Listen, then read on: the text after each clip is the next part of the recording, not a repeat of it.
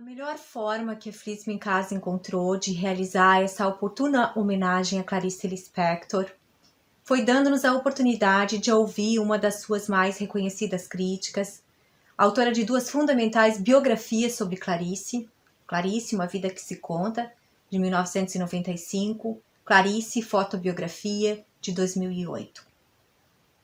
Uma professora de literatura brasileira com longa jornada de pesquisa e de docência na USP. Enfim, é um prazer para a Flisme poder contar nessa homenagem com a presença da professora Nádia Gottlieb, que vai nos falar um pouquinho da Clarice, da sua obra, do que é ler Clarice e do seu legado. Por que ler Clarice, né? Uma pergunta que sempre me fazem, né? Por que ler Clarice? E eu acho tão difícil responder, e ao mesmo tempo tão fácil. Difícil de responder porque há várias razões. Então, a primeira delas, talvez, e a mais importante, seja porque ela escreve bem demais. Ela tem um nível de excelência em termos de qualidade literária que poucas pessoas conseguiram ter, né? Tanto no Brasil quanto fora. E isso pesa muito quando a gente vai avaliar o papel da Clarice dentro da literatura brasileira e da literatura de outros países também. E, além disso, ela tem uma literatura muito diversificada. Eu diria não só literatura, mas textos muito diferentes, né? Destinados a públicos diferentes. Ela escreveu para crianças, escreveu para jovens, escreveu para adultos, escreveu para idosos, né? Várias personagens de mulheres idosas muito fortes, né? Dentro da literatura dela, sobretudo dos contos. E é interessante observar que essas personagens de diferentes faixas etárias, elas atingem qualquer tipo de leitor, elas têm a capacidade de atrair qualquer tipo de leitor. Eu excetuo as crianças, porque aí é um caso especial, né?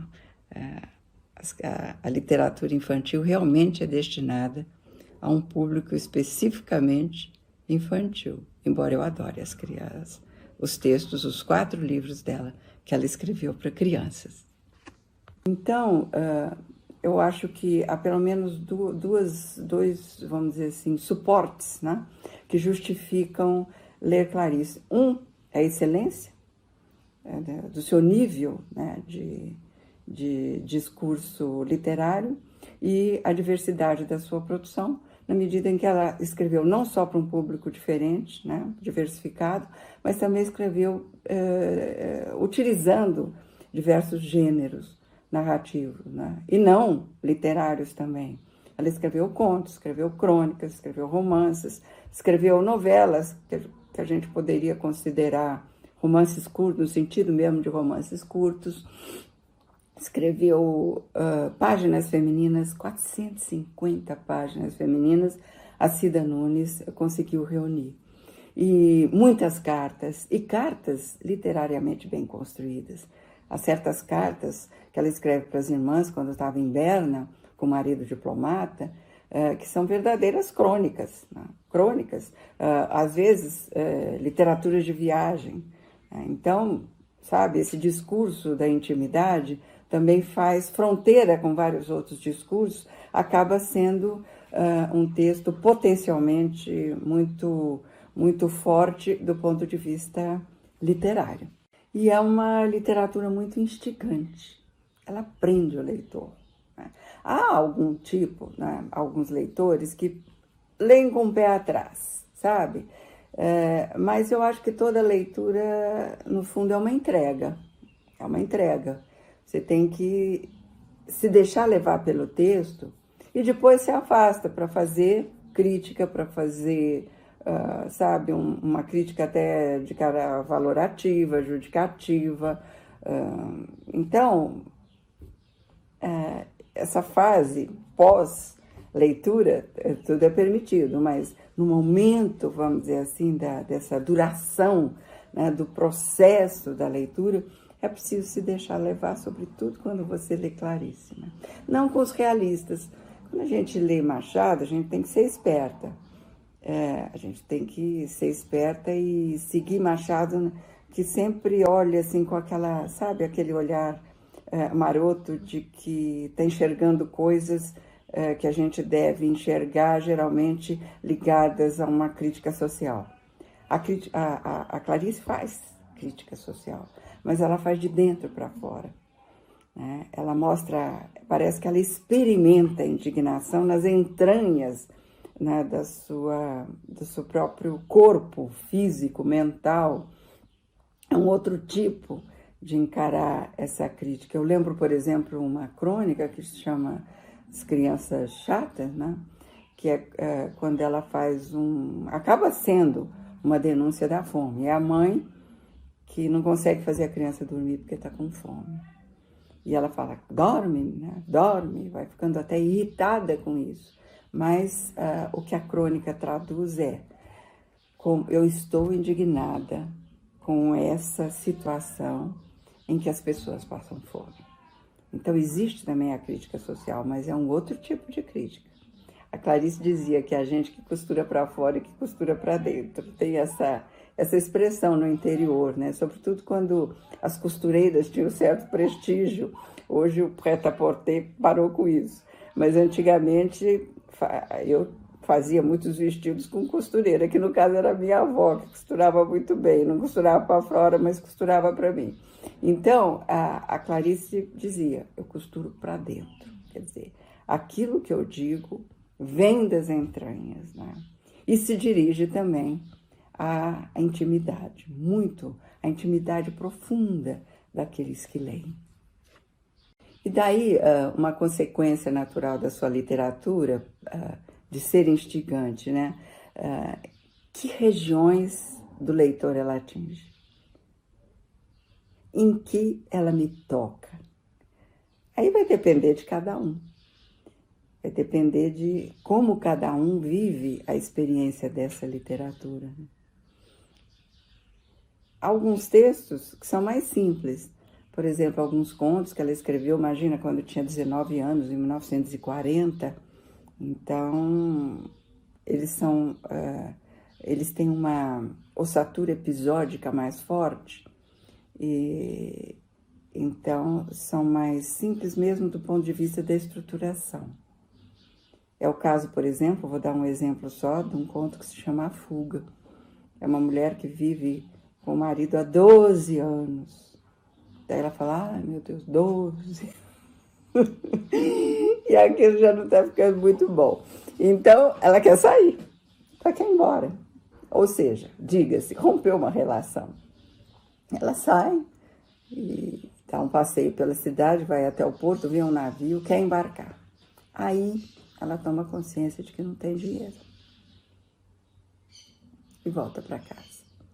Eu acho que lê-se, né, nesse conto quase que uma repercussão daquilo que a Virginia Woolf falou naquelas célebres conferências, né, da década de 20, 1928, quando ela dizia que a mulher, para ser emancipada, precisa ter um quarto próprio, onde ela possa produzir alguma coisa. No caso dos escritores, seria a própria criatividade literária, né? E é preciso que, além desse território próprio, quarto próprio, que aliás é o título, né, de um livro da Virginia Woolf, ela tenha dinheiro no bolso. Então eu acho que, embora a Clarice nunca tenha sido feminista, ela detestava istas, tudo que era istas, porque são sistemas fechados. Ela queria ter liberdade de criar sem se apegar a nenhuma corrente, a nenhum sistema. Embora ela tenha se recusado a se encaixar em algum sistema, seja ele filosófico, psicanalítico, social, etc., ela fez um muito bem para o movimento de emancipação da mulher no Brasil, na medida em que as personagens dela passam por essa experiência de emancipação, encontrando um modo de deixar que o seu imaginário voe, né, e que ela produza arte. Acho que esse é um dos grandes legados de Clarice, né? Ser feminista sem saber o que estava sendo e sem optar por nenhum molde de caráter teórico e metodológico. Ela nos deixou esse grande legado, né, para a nossa história. Por dar a preferência sempre a mulheres, a personagens mulheres, há muitos contos e crônicas também da Clarice, eles acontecem no espaço da casa. Então, isso que acontece no conto A Fuga, acontece em vários outros. No conto Amor, por exemplo, de Laços de Família. É a mulher que sai de casa, vai para o Jardim Botânico e volta. Algo acontece no Jardim Botânico. E a gente fica a vida inteira tentando traduzir o que é que acontece no Jardim Botânico. Pode ser, entre outras coisas, uma tradução metafórica, eu diria até alegórica, de uma relação amorosa. Pode ser um estado de paixão, na medida em que é o encontro com o outro que acontece, sendo ao mesmo tempo muito bom e muito ruim. Quer dizer, é ao mesmo tempo um inferno e um paraíso. Existe ali a figura do paradoxo, que é uma figura tão tradicionalmente usada para traduzir o que é o sentimento amoroso. Camões que eu diga, tá? Que é um fogo que arde sem se ver. E por aí afora. Então, para mim também é o espaço da criatividade, em que o imaginário voa. Pode ser também o espaço em que ela se encontra com o outro e se sente irmanada na natureza, com as plantas, com os animais, num mundo meio mágico, sabe? Meio Alice no País das Maravilhas, né? Que de repente termina e ela então tem que voltar para o espaço da casa, o espaço doméstico, mas ela volta transformada. Então é muito importante esse trânsito das personagens mulheres, né, de Clarice, que acontece também com um personagem importante masculino de Amaçando no Escuro, que é o Martim.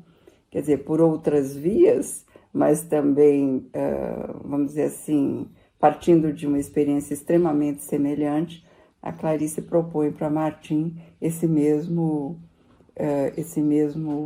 percurso de atingir um fim que é a sua própria libertação. A Paixão, segundo GH, é o livro que eu mais gosto da Clarice. Eu acho que é o livro mais denso, porque trata de uma coisa que se chama paixão. E é interessante como ela organiza esse livro, né? Quer dizer, é a história de uma mulher que conta o que aconteceu com ela no dia anterior. Ela é, de certa forma, desmontada, né? Toda uma vida que ela seguia, de repente, é questionada. E isso vai sendo construído por etapas. Ela é uma escultora muito rica, que mora num apartamento de cobertura, e a empregada foi embora e ela está sozinha. Aliás, a solidão é um dos grandes temas da Clarice. E sozinha, então, ela resolve arrumar a casa. Então, vai começar pelo quarto de empregada, que supostamente seria o mais sujo, e quando ela chega lá, é o mais limpo. E é esse quarto que vai ser o espaço em que as coisas acontecem, em que as descobertas vão sendo realizadas. Há vários encontros ali, né? O primeiro é com um desenho que ela vê na parede, de um homem, uma mulher e um cão, onde ela se encontra, ela se vê. E é um desenho feito por Janaíra, a empregada. E Janaíra desenha o contorno. E ela se encontra numa imagem do oco, do que não tem nada lá dentro. Então é o primeiro impacto que ela sente. E depois há outros encontros, há o encontro com a barata, que também é uma figuração do outro. E assim, aquilo que até então era invisível passa a ter visibilidade. Então, é um encontro também social, de enxergar a empregada que antes era invisível. Ela nem percebia a empregada negra dentro de casa. E também é um modo de atingir o outro no seu âmago, que é o de dentro da barata, que ela mata. Então sai aquele sumo de dentro da barata. É o sumo vital. É isso que dá a ela a experiência de um ser vivo. Então ela se sente enquanto mulher, como mulher entre todas, uma situação de igualdade, com Janaíra e com todas as mulheres do mundo, mas se sente também enquanto ser vivo, quer dizer, arcaico, primordial, para além do humano. Então, ali ela encontra um verdadeiro sentido da vida. Então, é um romance, ou uma novela, ele é curto, pode ser considerado um romance também, em que, aí, a ponto de vista da extensão, acho que não tem muita importância no caso, né? Mas é um dos grandes romances pela densidade dele, e pela densidade e pela riqueza de imagens que ela cria, né, ao longo desse mergulho no seu próprio dentro, né, na sua própria descoberta de si, enquanto uma espécie mulher, enquanto uma espécie de ser que pulsa. E nesse final, quando a pessoa vive, né, aquilo que ela é na sua intensidade máxima, a palavra não é necessária. É curioso isso, a palavra não é necessária. Você pode viver sem a palavra, né? É o silêncio. Então, na literatura de Clarice, parece que tudo tende ao silêncio, porque se vai se descascando dos invólucros da civilização para atingir aquilo que realmente define o ser, o estar sendo. E nesse momento, não precisa de palavra. É quando ela resume isso numa frase muito feliz de A Paixão segundo GH, que é: a vida se-me-é. A vida está sendo nela. Eu fiz um prefácio uma vez para a livraria Francisco Alves, desse livro, um prefácio desse livro que eu chamei, No Território da Paixão, a vida em mim. Ela não vive a vida, é a vida que já está sendo dentro dela. Então, seria muito bom vocês relerem esse livro, eu repito, antes de verem o filme. Vou ler para vocês o primeiro parágrafo de A Paixão segundo GH. Eu tenho A Paixão aqui, na minha primeira edição, que eu prezo muito, né, de 64, é a editora do autor. Então, vamos lá ao texto. Estou procurando, estou tentando entender, tentando dar a alguém o que vivi, e não sei a quem. Mas não quero ficar com o que vivi. Não sei o que fazer do que vivi. Tenho medo dessa desorganização profunda. Não confio no que me aconteceu. Aconteceu-me alguma coisa que eu, pelo fato de não saber como viver, vivi uma outra. A isso quereria chamar desorganização. E teria segurança de me aventurar, porque saberia depois para onde voltar. Para a organização anterior. A isso prefiro chamar desorganização, pois não quero me confirmar no que vivi. Na confirmação de mim, eu perderia o mundo como eu o tinha. E sei que não tenho capacidade para outro.